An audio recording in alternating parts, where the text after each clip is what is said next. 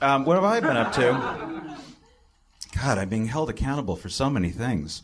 I'll tell you what, I watched House of Cards.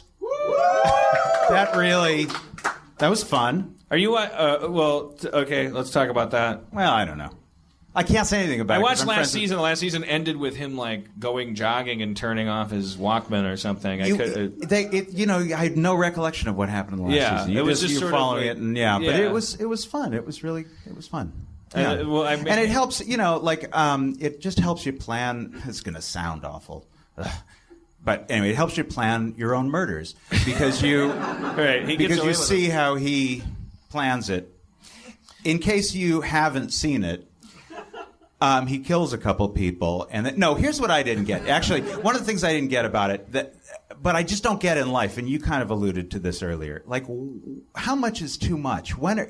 There's one scene. Have you seen it? The first season. Yeah, right. You're right. There's one scene where Gerald McCraney is talking. They're threatening Gerald McCraney. They say, we're going to shut down your power plants for 2 weeks. That's going to be a lot of income. And I'm just always amazed by that.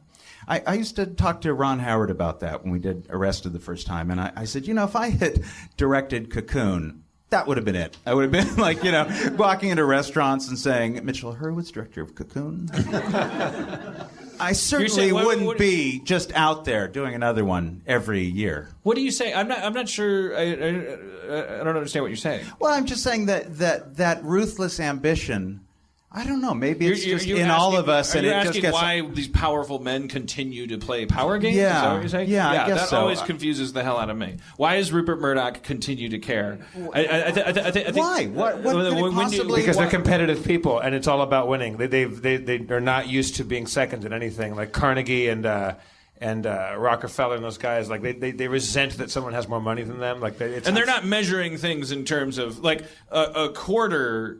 Is not a quarter of a dollar. It doesn't exist to them. That's not like this is. Oh no, I would say it certainly does. I think they know exactly what a quarter. No, is. but I mean, it doesn't represent a fourth of a load of laundry. It doesn't translate into goods and services. It's a measure of. But it represents that bit of mortar and the brick and the house that I built with my own 2 hands, and I pulled myself up. No, I don't think it does. I think it's just a collection. I think it's just like collectors. It must be. And these guys aren't bootstrappers. I mean, I don't care how many millions they were born with. They were not born poor. Some were like some of the robber barons I think were like working class. Well, maybe back before money was just being invented. Maybe a couple of them by sheer coincidence didn't have enough because money hadn't been invented yet. But yeah, money was pretty. I don't want to name names, but today's tycoons, I guarantee you, there's none of them that were born broke, or we'd know their name. We'd go like, that's the guy that was born broke and is now a tycoon. Some of them are very proud of the fact that they were only given $50 million to start their whatchamacallit. Oh, absolutely. That's Trump's story. He took $50 million and turned it into $1 billion. First of all, you got to put it somewhere. Easy. Yeah, you could put that in a money market account. The same thing happens. Yeah, and then you have a problem because you have more money, and you got to put that somewhere. Yeah, that's why I say I don't like it when we take on people that are white and make money. It's challenging.